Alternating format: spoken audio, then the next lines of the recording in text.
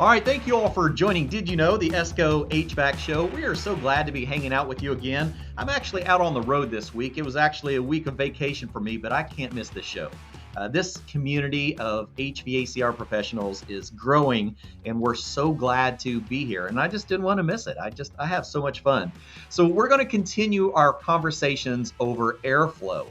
Remember, we've been spending the first Monday of each month with Chris Mahali from Regal Rexnord talking about ECM motors and airflow characteristics. So let's move it up a notch a little bit and let's talk about airflow in ways that we can actually measure airflow, right? Before we use charts, especially when we're looking at PSC motors and we would take static pressures and we could, look at what CFM we should be running on a system. But what if you could actually measure your airflow and get real deep diagnostics for it? If you think about, like, when we go to a doctor, we go to a professional, they'll take our blood pressure, to see how much pressure is flowing through our system. Kind of like when we're doing with external static pressure, we're looking at a pressure of a system. But when we do like a stress test, now we're taking the pressure and we're evaluating the system under a load, and we can look at the performance of our body in an actual stress test. Well, that's really what we're talking about as we move further down the road of system performance, understanding how a system is performing and measuring that performance. And if we do it properly, we can measure the performance of an existing system and be able to look at the future to see what a new system would look like. And that is a big deal. So today we've got our good friends from over at the Energy Conservatory. Chris Hughes, how you doing, my friend? Fantastic, Clifton. Man, I think you covered all the bases for me. I hope I tried to set it up for you. And everyone is joining in. Let us know where you're at. I'm actually out on the road in southern Indiana. I'm down here at the West Baden French Lick Resort, a historic resort down in southern Indiana. Just taking a little time off and exploring. Hey, thanks, Jose, for joining us. Chris, where are you at? I am out of the good old boot, man, right here in Louisiana. There you go. How's the weather down there? Weather comes and goes, good, bad, but the food's always good. Oh, man. I've actually never been to Louisiana, so Oh, man, I'm looking forward to the food someday. Well, anytime you get down here, I'll just one phone call away. I love it. All right, so Chris, let's dive into the presentation a little bit and set us up with a little bit about the Energy Conservatory, because not everyone is familiar with TEC and what it brings to the building science perspective, and that includes residential building sciences. Sure. So the Energy Conservatory, if I could sum it up real easy, is a manufacturer of tools for pressure and flow for the residential and commercial and industrial market. Um, our flagship products would be the blower door and the DG1000 micromanometer. Yes. That is kind of what we're known for. That is, when you're trying to check out infiltration on a home, or if you're doing a big building test and you want to pull a vacuum or pressurize the building, you want to know the leakage rate of that building. That's right. So building science, essentially, Yep. right? We've made our name there. So going back a few years, there was a device that was invented at the company called the TrueFlow, right? And it kind of looked like a science project. It wasn't really. It was sort of difficult to use, right? It had tubes coming out of it, and this is before the days of Bluetooth. Like Bluetooth wasn't around. I remember that hardwired. It wasn't an immensely successful takeoff of a tool, right? Some industry picked it up and used it.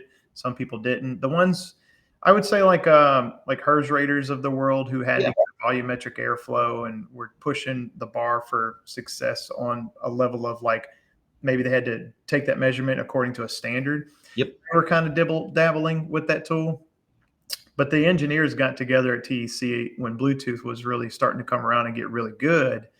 And they decided, man, we could really make this thing wireless. We could make it a lot cleaner. We could easier to maneuver and we could make this easier to use. So they did. And that brought us to the digital TrueFlow, which is what you'll see on the screen to the right side of the blower door. So the company's kind of like now growing heavily in the HVAC department. There's the HVAC division on the right, building science division on the left. It's all one family, but everybody kind of plays a role. So we get that. Flow hit the market. That's the time I showed up and came on board and wanted to. Happy to be here, and I knew like that tool needed an HVAC presence. So I kind of seen residential. Right. So I talked to the owners, actually met them at a conference down in Florida, and we talked about it. And I was super interested in going on board and learning some stuff from them. But I felt like I was a good fit coming from the field and being an HVAC technician my whole life. I was like, I could probably be a good advocate for this company. Absolutely. So I came on board, and and here we are a few years later now. It's been a fun ride, but yeah, it's super entertaining. And I'm here to talk it up and talk about airflow, and got a lab set up. Going to try to do some fun demo, and willing to take any questions anybody wants to throw in the chat. So if we get in the demo, if you got a question, just throw it out there. Clifton, you may have to throw it back at me so I can hear it. But, absolutely. We'll talk it out, man. We're going to have some fun today. Yeah, this is an interactive conversation. This whole community is here to support each other. And you guys are doing some things that are very advanced for the residential industry, but is becoming a norm. And as we talk about in this latter part of this conversation, it is a tool that can make your job so much more successful, so much more efficient. And as we move into new technologies, almost crucial for understanding how a system is performing and how it could and should perform. I'll tell everybody in the chat a secret. Yep. If you hang in there long enough through this, you're going to see the future of what this tool can do, and you're probably going to be pretty excited about it. I'm looking forward to it. Something out of the bag that ain't out yet, That's and right. it's pretty awesome. But we'll get there. All right, let's dive into this thing. You got me excited now. Okay. Well, we should probably go over why we want to measure airflow, right? Because we need to drive the importance of airflow. So I built a couple slides. I just want to run through. They're quick, easy, repetitious for a lot of folks, but let's get through it, right? So let's shoot over it. So why airflow matters, right? So here's just a performance chart that I threw together, right? Where I'm showing this is a 5-ton unit, and it's moving. You could either select, 1,550 CFM, 1,750, or 2,000. But you notice I've kind of, blew up that little screenshot of the 95 outdoor, 63 indoor wet bulb with a 75-degree indoor dry bulb, right? Design conditions of perfection of what you want, right? When those are projected over to the side, you can notice that our BTU capacity changes. So airflow can directly affect your total capacity. And to get a little deeper in that, it's going to affect your sensible and your latent capacity. They're both going to move. Sometimes they'll go up, like one maybe go up while one goes drastically down, depending on which way you do it. Sure. So I got another slide on that. If our airflow is changing, what also is changing is our sensible heat factor. Now, the sensible heat factor is essentially, it's the ratio, right? Here's the deal. Your evaporator coil is going to remove water and drop temperature. And I probably sound like a broken record to a lot of people out there, but just going to lay it out there. Anytime you adjust airflow, you're going to either increase or decrease the water removal capacity of the indoor coil. Sounds legit. Now, anytime you are removing less water because you've jacked up the fan speed, then you're going to be more efficient and you're going to get more capacity.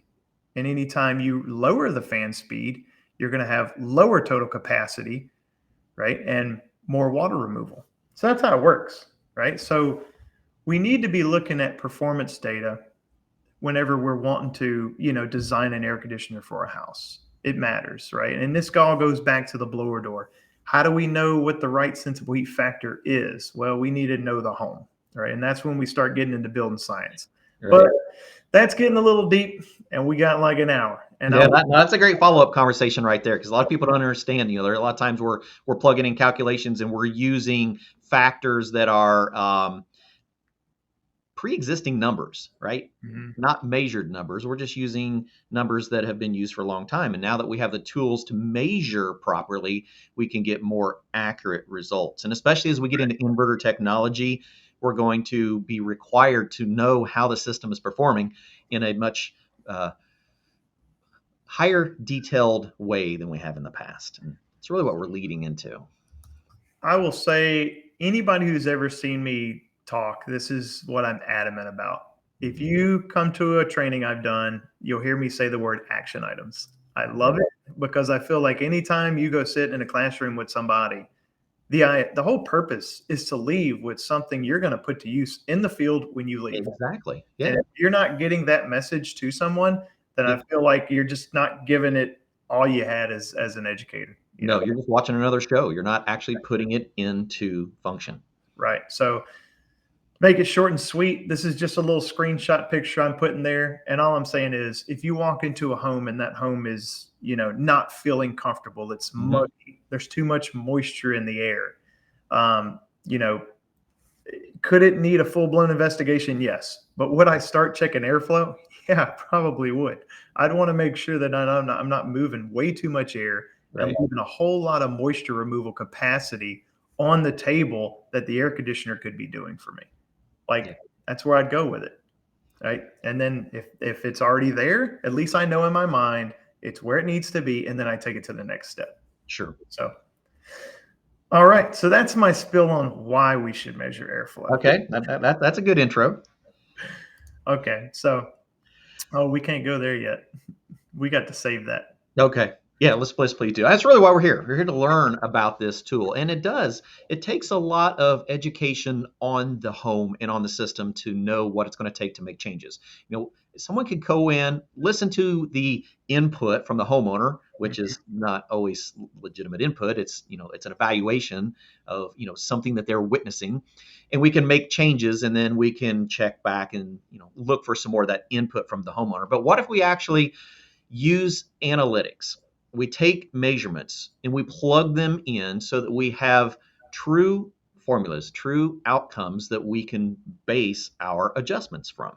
And that's really the importance of doing proper measurements. We can't have an output if we don't have proper inputs. We're really just guessing if we're not.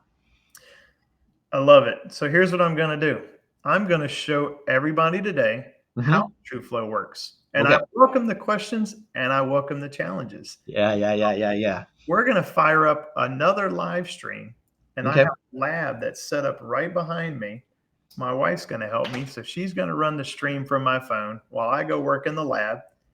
And I'm going to do a quick mic switch here so we can, Clifton, if you don't mind, I'll take over for a minute and I'll make sure people have some resources. For those of you that are joining us, who want to learn a little bit more about TEC, the Energy Conservatory, I do have a QR put together to get you over to their website. And you'll also see them at AHR. You'll see them down at HVAC School Symposium. You'll see them at our conference, the National HVACR Education Conference. And we really hope you all join us so you can get your hands on this. You can actually learn from the educators in front of a piece of equipment and see it in action so that you can get more comfortable with what we're discussing. We're talking about using tools to make ourselves more efficient. Clifton, you got me? I got you. All right. So I think we are.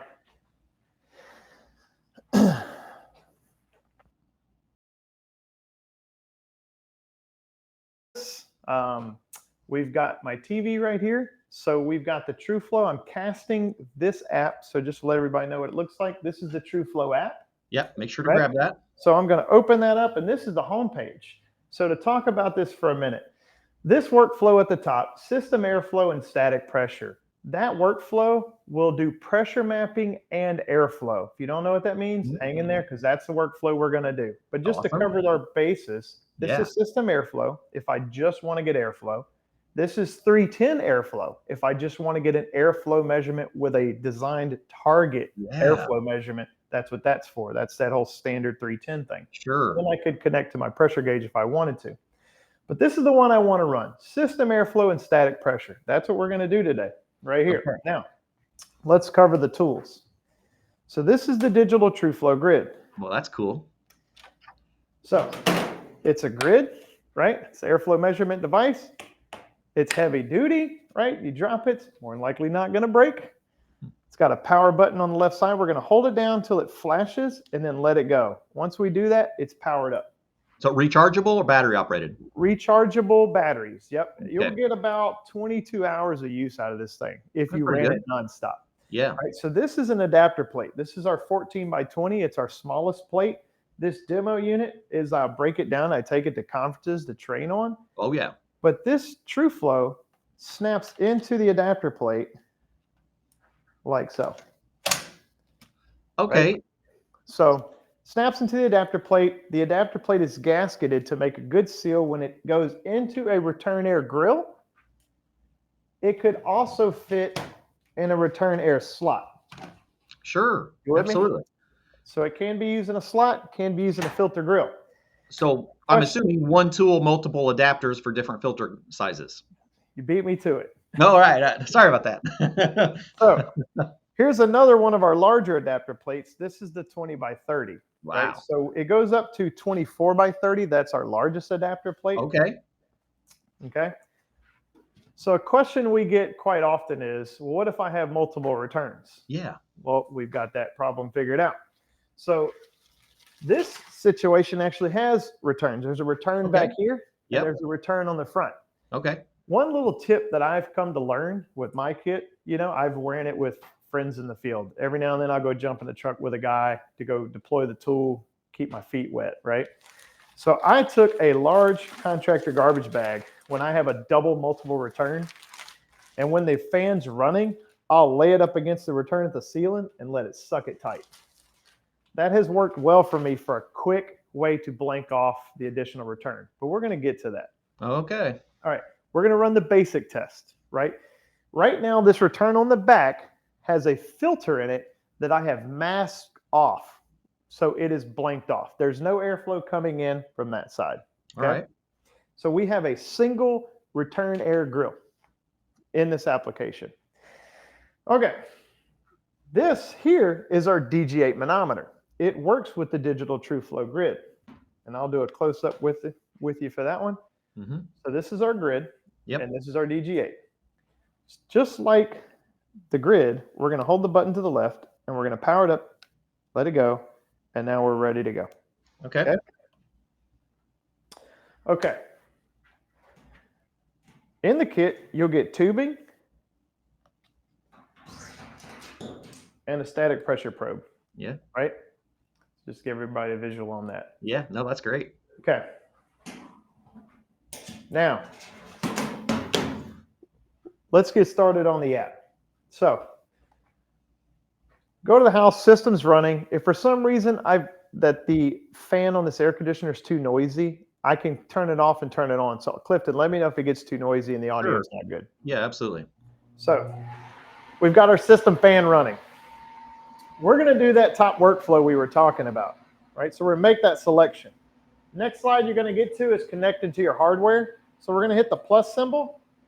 That's going to connect us to our gauge. We're going to hit the next plus symbol. That's going to connect us to our grid. Sure, we'll get both of them in. Automatically going to ramp us to our next page.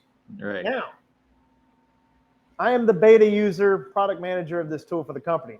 Just to let you know, what you're seeing now doesn't exist on the market. So don't look at heat mode yet, but it's getting really close. Yeah, they got my curiosity. Is right there. Okay? I've seen this before. I've not seen that. This is a fun. There's a lot of people who've been wanting this. Oh yeah. Heat mode is coming. I am currently in beta test mode of heat mode right now. So it's in beta mode and I'm test running it. Okay. So we're going to go into cool mode because this is where the app started, right? We're going to do our cool mode test. Right. Right. We have an air handler and a furnace. These are big buttons, right? So obviously right here we have an air handler. So we're going to select air handler. Right. We have an upflow, downflow, or horizontal install. Sure, direction. Yeah. So we have a upflow. We're going to make that selection. Then we're going to get to the last page we have to enter information with. This is the system's details page. So we're going to start with cooling capacity. Now, in this selection, you want to go off what the outdoor unit tells you. Now, I don't have an outdoor unit connected to this, okay? But if I did, it should be a 2-ton. So we're going to select 2. We just put the number 2. We click OK. We're going to do air filter location. We're doing the filter grill. Now, remember, we have filter slot in the ducker cabinet, which I showed earlier, but look down here, multiple filter grills, okay?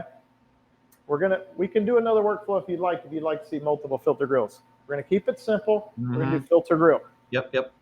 Right. This one, cooling climate, okay?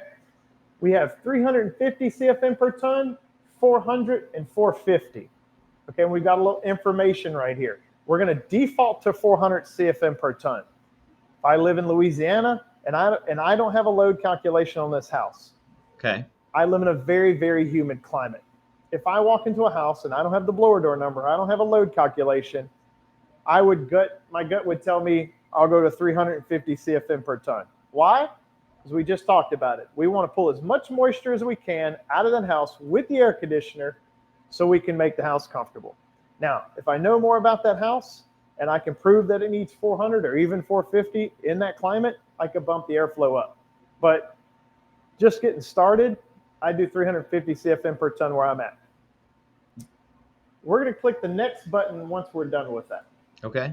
Okay. Now, once we've made those selections, that's all the information we have to enter about our system. Oh. Now, test instructions. This is when we want to look at our install and make sure we don't have anything like a humidifier. Like we don't want any Right. air No bypassing air being routed around the evaporator coil. So our evaporator coil is right here, right? Yep. We don't want to duct from the return to the supply that's bypassing the coil. Essentially, then we'd be getting it. We wouldn't be measuring the airflow across the evaporator coil, which is what we want. Yep. Exactly. So what that test instructions is telling us is just make sure if there's any bypasses, we got them closed. Sure. So we click continue. Now we're off to the races. Here's what I love about this app. Every time you make those workflow selections, we will paint you a picture of the install that you just entered, right? Yeah. So you'll notice our filter is in the grill. If you select filter slot, we're going to rotate that picture and put it right here. And we have those dots, right? That's showing you where to put your static pressure probe when you're taking these measurements. In that application. So we're saying return duct, right? So I'm going to set our TrueFlow out the way for a second. Right now, we're just using the DG8, and we're just static pressure mapping the system. That's what this is called. We're pressure mapping the system. So we're going to go into the return, right? And we're going to take that measurement. So our return ductwork, filter and return ductwork, is 0.356 inches of water column. Sure. Now you'll notice the app already jumped to the supply and moved our pressure location up to the supply. Secondary measurement. So we're going to make that jump with it. We're going to take it out. We're going to put it in the supply. We're going to point that static pressure probe into the direction of the airflow. Mm-hmm. We're going to click take measurement again. You're going to see that bar going across the screen. Now, as it goes across the screen, it's going to take about 10 seconds. We're going to capture static about 100 times and then average that measurement. Yeah, absolutely. That makes sense. Chris, one of the questions that came in from Jose was, can the equipment be used as a HERS testing device? Say that one more time. So the question came in, can the equipment be used as a HERS testing device for HERS ratings? Yes. So I don't know all their rules, but here's what I'll tell you. Standard 310 allows for 4 methods to measure airflow, and they are pressure matching. You can use TESP, which is static pressure mapping. Mm-hmm. You can use a flow hood, and you can use a TrueFlow Grid. That's your 4 methods you can choose from if you're executing like a standard 310 test. Awesome. Fantastic. Thank you. Yep. So we are in the supply. We've got our measurements. So we've captured what we at TEC call normal system operating pressures, NSOP. We click continue. Now the app's going to tell us, pull out the filter, install the TrueFlow Grid, but leave the grill open. Okay? So right now what we're going to do, we're just going to take this grill off, move it out of the way. We're going to take our filter out. We're going to put our grid in place. Okay? Grid's there. Now, we're going to take a measurement. Once again, just to be clear, we're going to take about 10 seconds to go across that screen. Now, 2 things are happening right now. Okay. We're taking multiple readings at the same time across the grid, about 100 readings, and we're taking about 100 readings in the same location in the supply like we did before, okay? Then we're averaging both. Then we're doing a correction factor. I'll explain that in a second. All right, we've got our measurement. We're going to click continue, workflow complete, and now we can name it. So we're just going to call this lab test, right? We're going to click save. And this is what we get. All right. Once we've done that work, we are totally done with the TrueFlow on that air conditioner. That is the speed we can execute trying to get an airflow measurement. What, 5 minutes tops? 5 minutes. Now, maybe a little longer if you're in a house, right? I got the air conditioner. It's all right here. It's got pretty easy access. You didn't have to move any lights. 7 minutes. Yeah. So we have an airflow dial, right? And this airflow dial and TESP dial, right? These are built from advice from Ed Jonawak from ACCA. Me, Steve Rogers. There was a lot of people who poured our minds into these dials, right? But look what we got right here. 376 CFM per ton. So we're in the green. Awesome. 752 CFM per the 2 ton. So we're right in between 350, 400 CFM per ton. Total external static pressure, 0.539, right? In the green. Man, I love this. It's a go, no-go. Filter and return duct drop, 0.356. Supply plumbing pressure, 0.183. Clifton, this is a beautiful operating system. I have got to get my hands on one and try. We can prove it. Yeah. Now here's the beautiful thing. Okay. We can click the continue button right here. Now, what I'm going to do is I can enter my customer's information. I can enter my address. We can geotag that, company info. What I like is adding equipment photos. Look at you. So let's see. Jana, show that for him right there. Yeah. So what my wife's showing right now is me taking a picture of my job. Yeah. So I'm going to capture that photo. Because let's just say I want to take some measurements off that and I want to quote a new install or something like that. Absolutely. So this is a contractor's dream. Use photo. I'm going to go back and now I'm going to generate a report. So from my tablet, what I've done now is I've generated a report with all the relevant information you've seen on what I like to call the technician-friendly screen, right? Now, this is your homeowner's report. You'll notice at the bottom down here, my pictures are going to land on the second page. I can take my pictures and attach them to the report. Then I can click the Share tab, and I can just email it or text it wherever I want it to go. Man, what a validation tool. Yep. I mean, think about that job where you're going out to evaluate it, a call, hey, I have poor airflow. And even if it's just a coil cleaning and a technician does a 5-minute pre-test, get an idea what's going on, do a complete system clean check, clean coil, validate it with a second follow-up, you're showing how much of an improvement you have on the performance of that system and the airflow moving through that duct.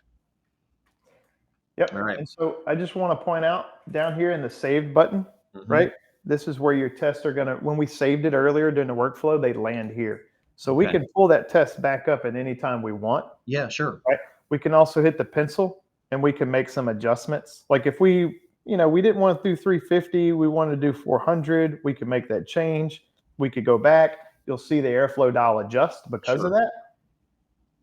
So just for example, let's say if I wanted to make it even worse and I wanted 450, that puts my dial in the yellow. The reason I wanted to show you that is because now look what we have, problems detected. Right.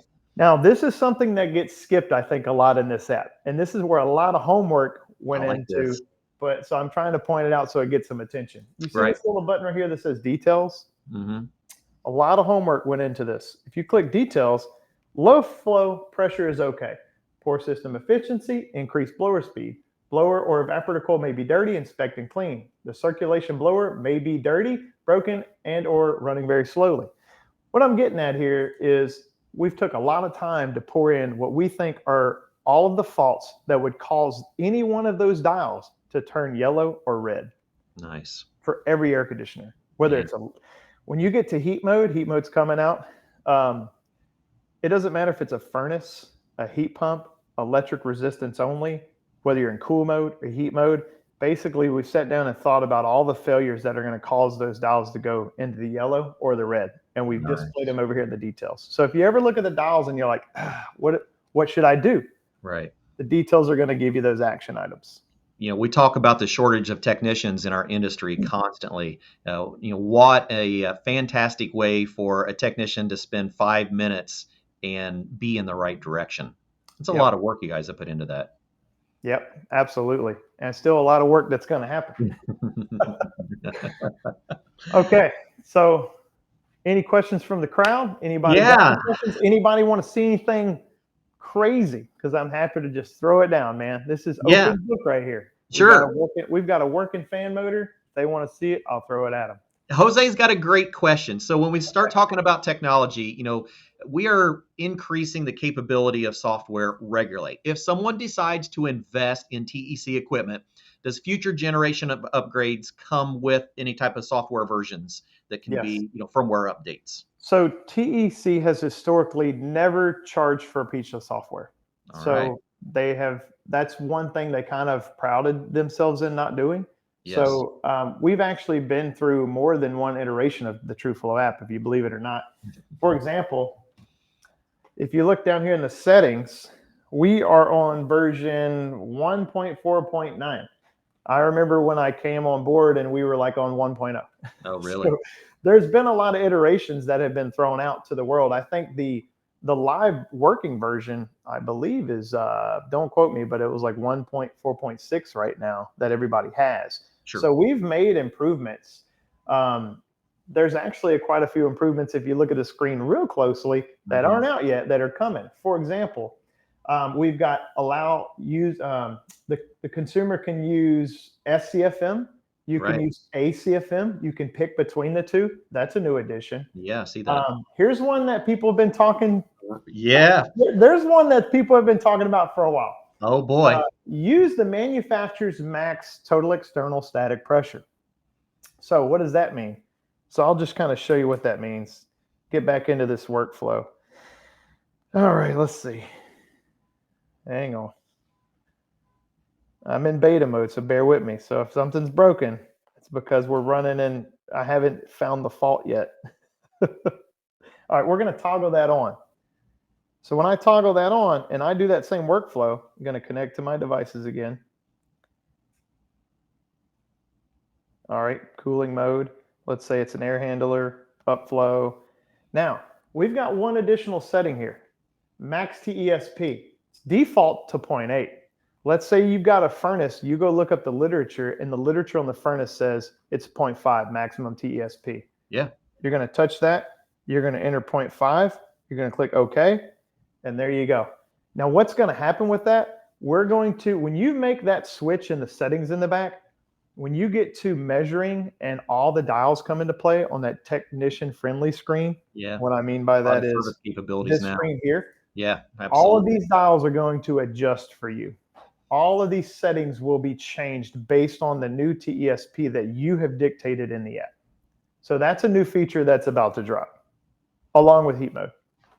Yep. Another good question came in. Boy, you've really got Jose excited. Jose, we're so glad that you joined us. These are phenomenal questions because you're seeing the big picture, right? So, Chris, the question that Jose has, can this program produce reports in PDF format that can be sent to the customer? So when you go to saved and you get to this report right here, when you click continue and you generate a report, that is a PDF report. That's what I thought. When you click share and you email that, I'll send it right now. I'm going to give everybody Clifton's email. Yeah. Hey, please do. cbeck@escogroup.org. Love to hear from all of you. We're going to say lab tests. Look at that. Look at that. Damn. I just sent that report to Clifton right now. So now Clifton has the results from our lab test that we just did. There you go, Clifton. Look at that. Now he's got my PDF. All right. So that was fun. I love it. All right. So it came a long way. And as we start looking at our higher efficiency, higher performing systems, it's going to be very important for technicians to have a better understanding of how we're operating. Back on over. Okay. You can kill that. Let's make this.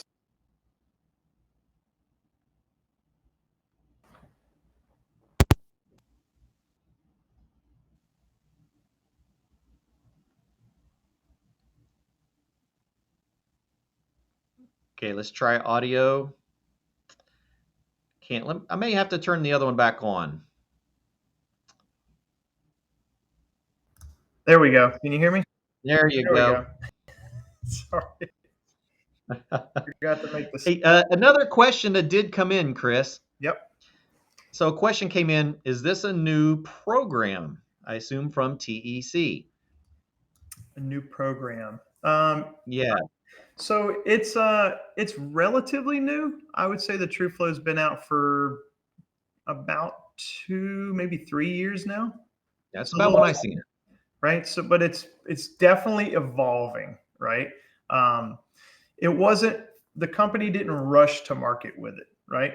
So remember, this is a TC is historically known as a building science community. So you can imagine the guys there who, you know, they weren't buried in the HVAC trade, right? They didn't have the dirt under their fingernails from the HVAC side of the world. They definitely got dirt under their fingernails from building science. I'm talking big time. So, you know, when you go to market with a product like this, the homework's been done, but you got to wonder, what are people going to think? You know, are they going to like us? Are they going to like what we're trying to do? Are we stepping on people's toes?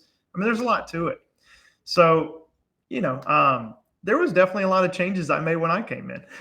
You know, when I got my hands on the product, I was like, there's some things I don't like. And I'm so gonna make it technician friendly. yeah, there were absolutely. So we made some, man,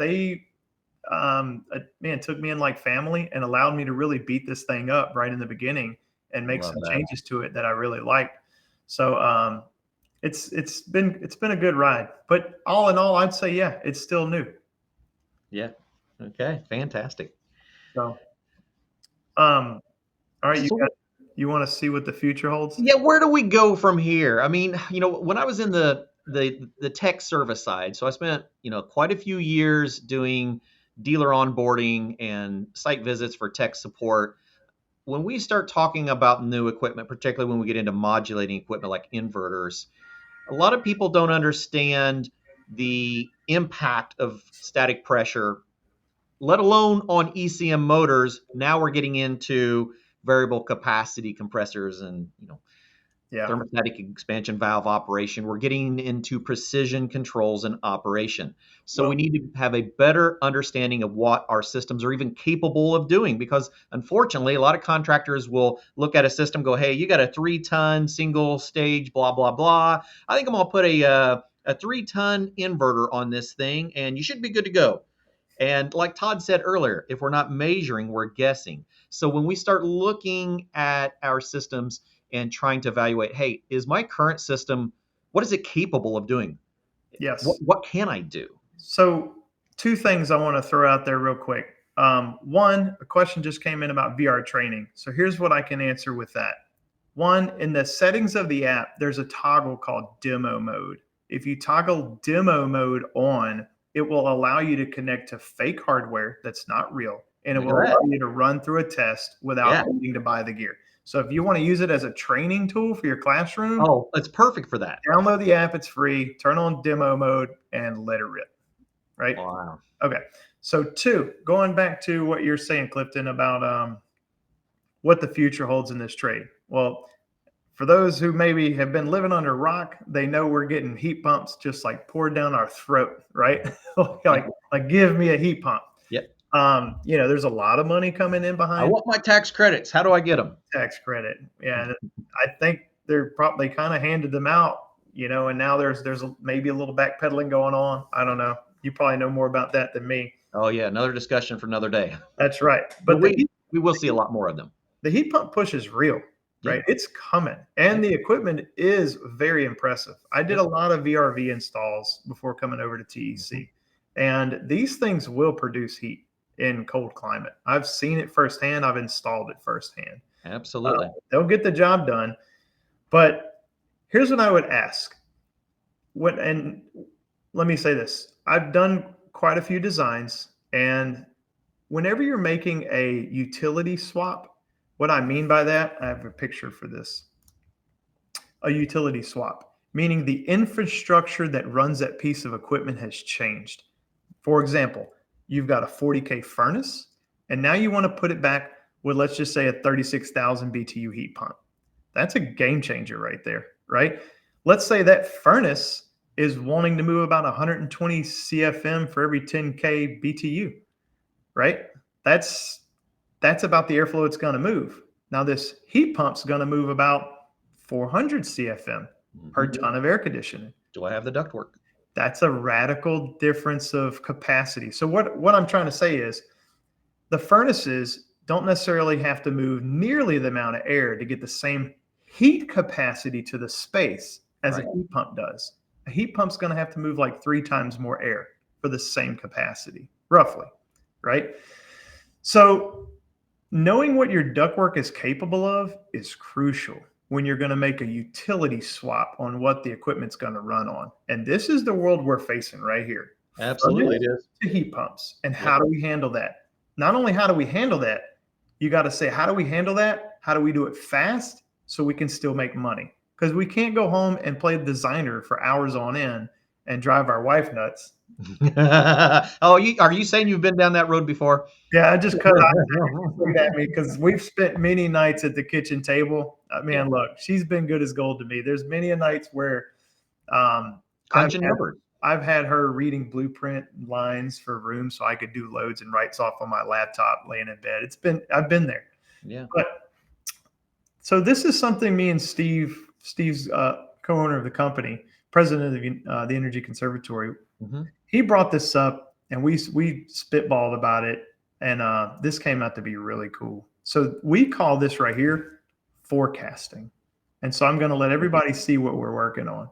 Please do. I am very, very intrigued. So let's say we've got, our grandmother's house right here, and she's got her furnace, right? And we want to know if we can put a heat pump in it. Let's say she doesn't have a ton of money, want to go back with a heat pump. She wants to go for that credit.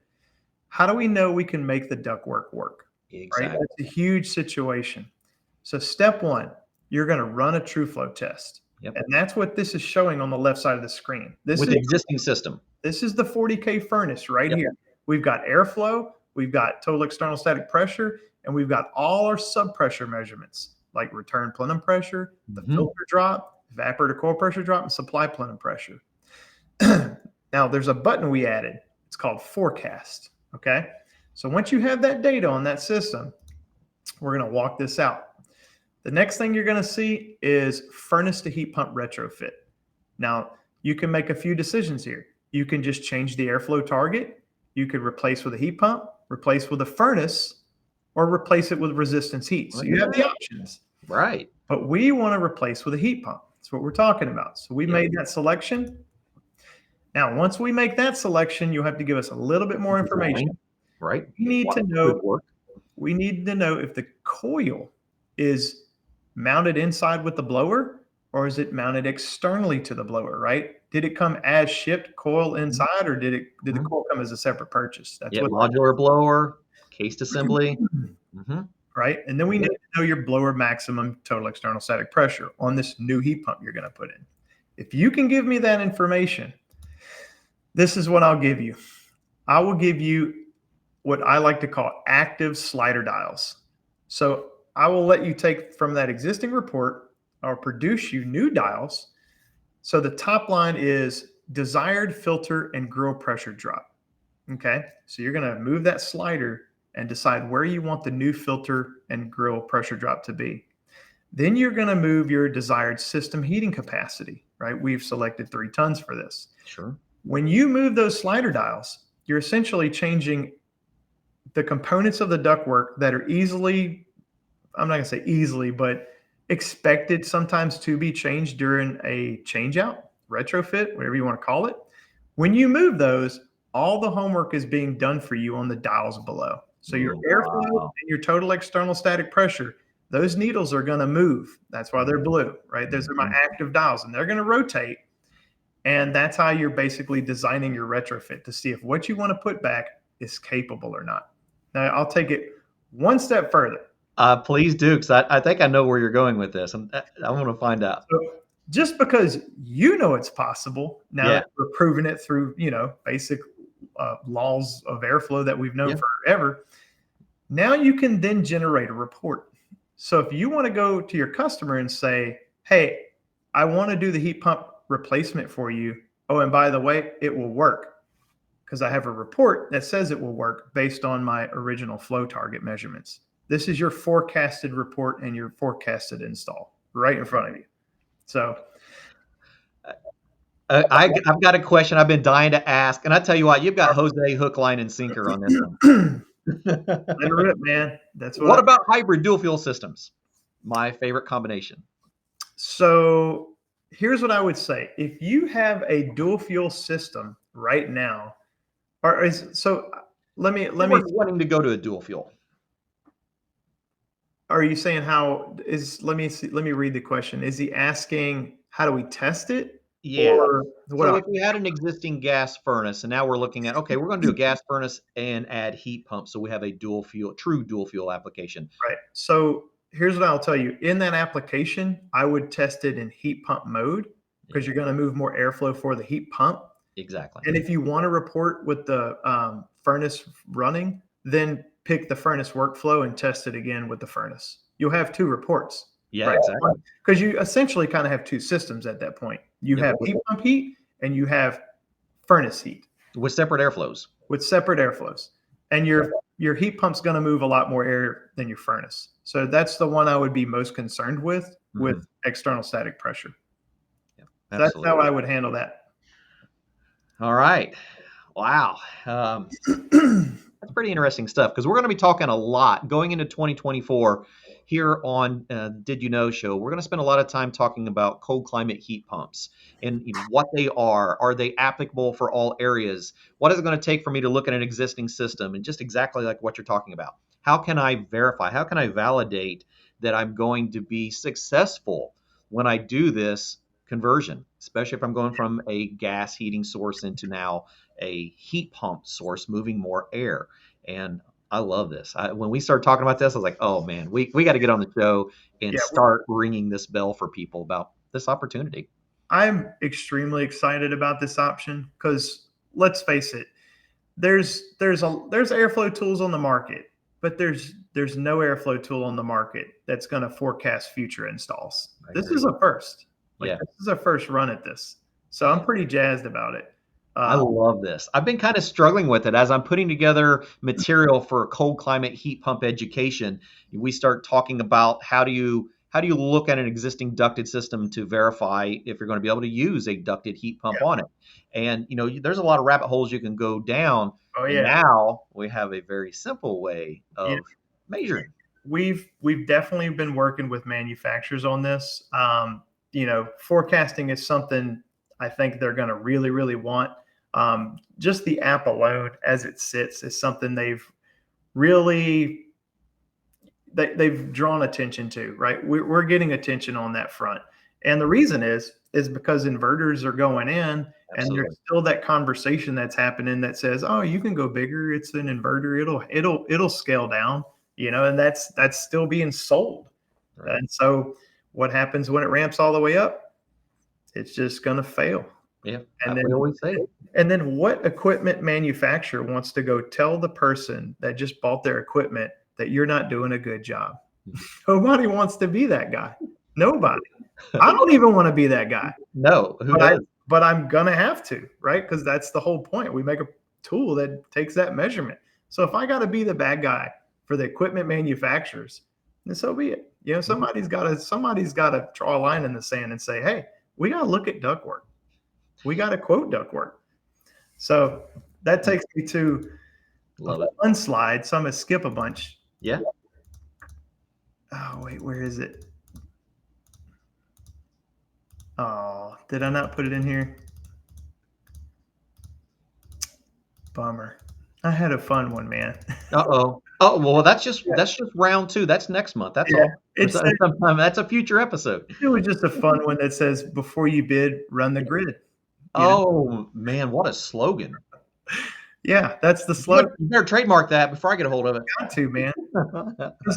That's the whole point of this is like, I would ask people, how many times have you had to go replace ductwork that you really didn't want to and you just missed it?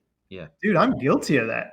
I have done it. Hand raised, right? I have had to go in homes and replace supply ductwork because I missed the mark and my external static pressure was too high. Absolutely. I've been there, right? You move fast, you get, 10, 16 techs working underneath you. You're going as fast as you possibly can to line up installs, right? It always is happening probably somewhere right after about that first month in the summer where summer's wide open, right? And you're buried and you're trying to get a little bit of backlog going, you know what I'm saying? And so you're just moving as fast as you can. Yeah. Now, 5 minutes. we can have that solution. Yeah. Yeah. Yeah. You can have an insurity blanket for sure. I've seen some other slides in here. What else are you hiding from us? All right. So here's what I will tell people.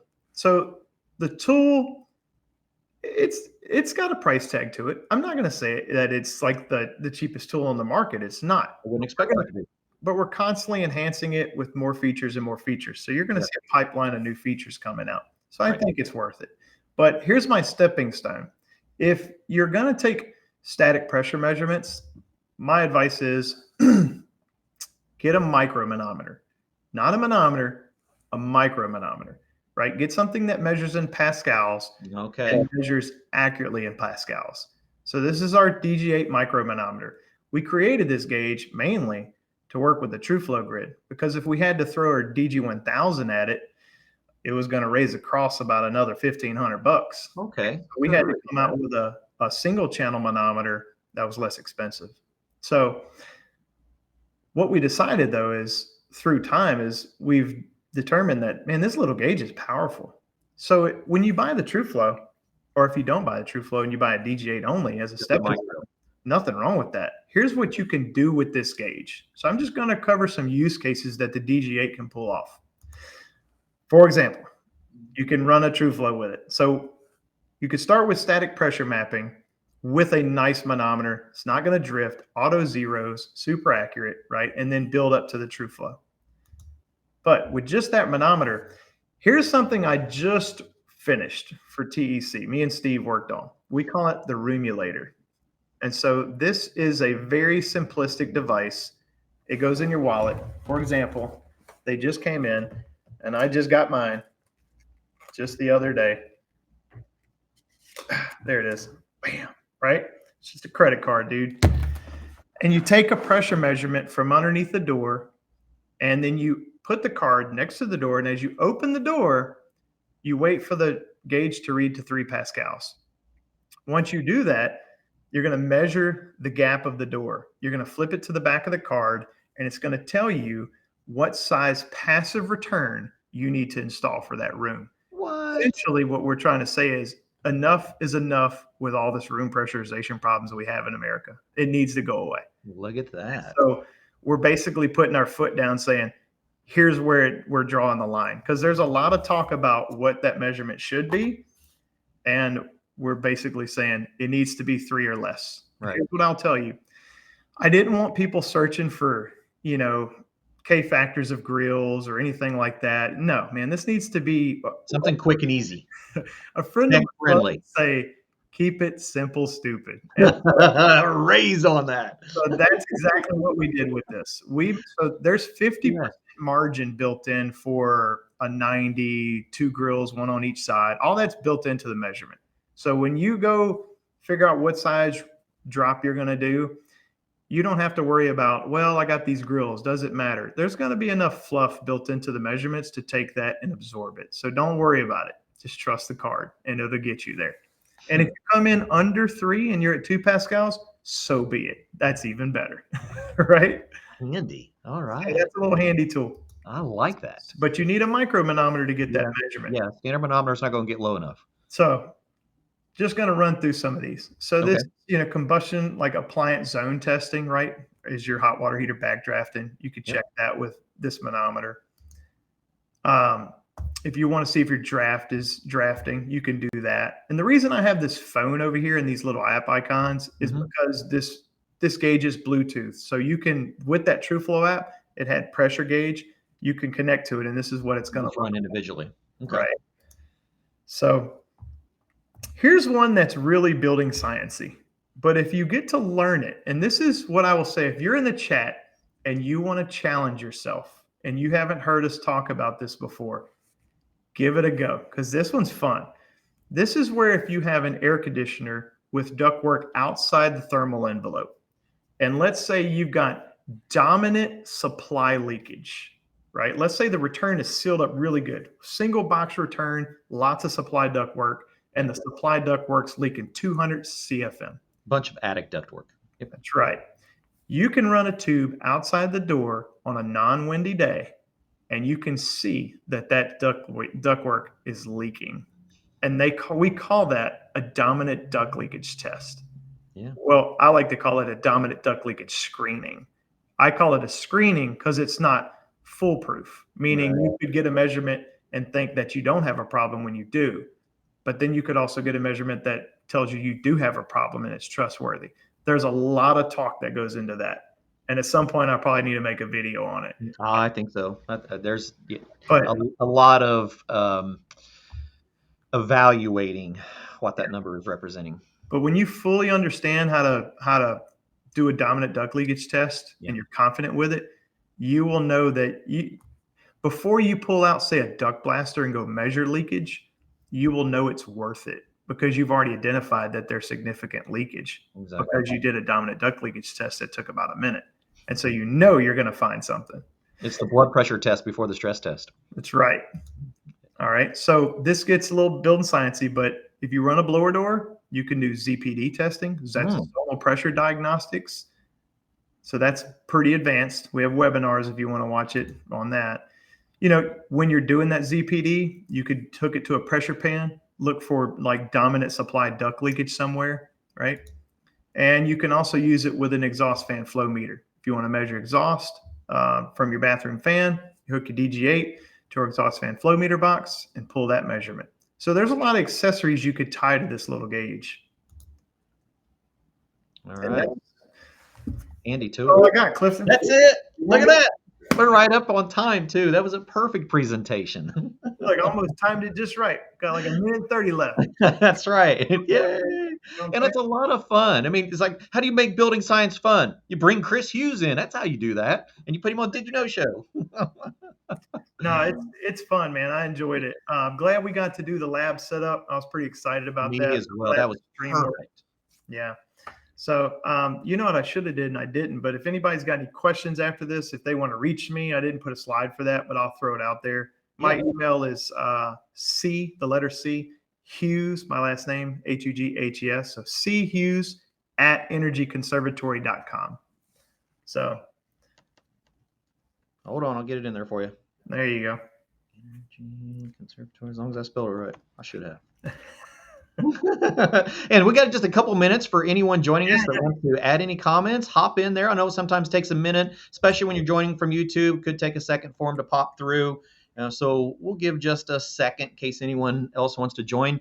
And Chris, tell us about some places where people can see you. We talked about being at AHR. We talked about being at the HVAC Symposium, the National HVACR Education Conference. Are you going to have a live demo at the conference this year?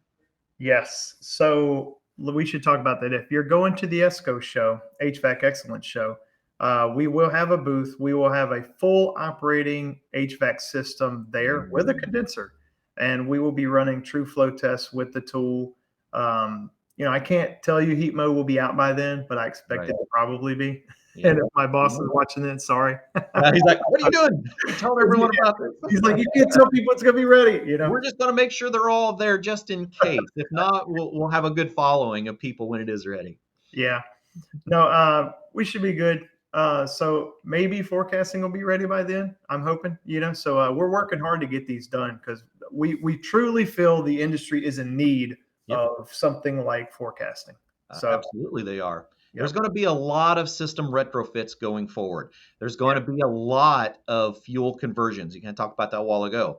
So we're going to have to understand the capabilities of our ducts when we're going with a ducted heat pump, especially our cold climate inverter heat pumps. So a lot to learn there. So I don't see any. I got a few people in there saying great presentations. Paul, thanks for joining us. Todd, a lot of people out there that have hung around. There's still a bunch of people out there. And we thank you all for joining us. And make sure to tell your friends and other HVACR professionals about what we do here on the Did You Know Show. I mean, every week we bring in a new professional to dive into what's changing, what's trending, what's cool, what new innovations are out there.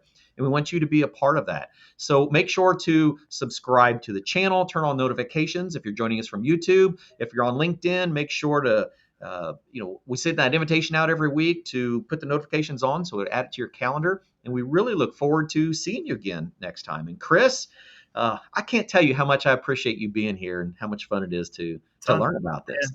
Tons of fun. It is. Life's a journey, man. Got to keep it fun. All right. Well, I think we will wrap it up. I hear the music getting cued in. So we thank you all so much for joining Did You Know, the ESCO HVAC show, and we will see you again next week, right after this new year. And even though I'm on vacation, I couldn't miss this. I really look forward to being here with you all every week.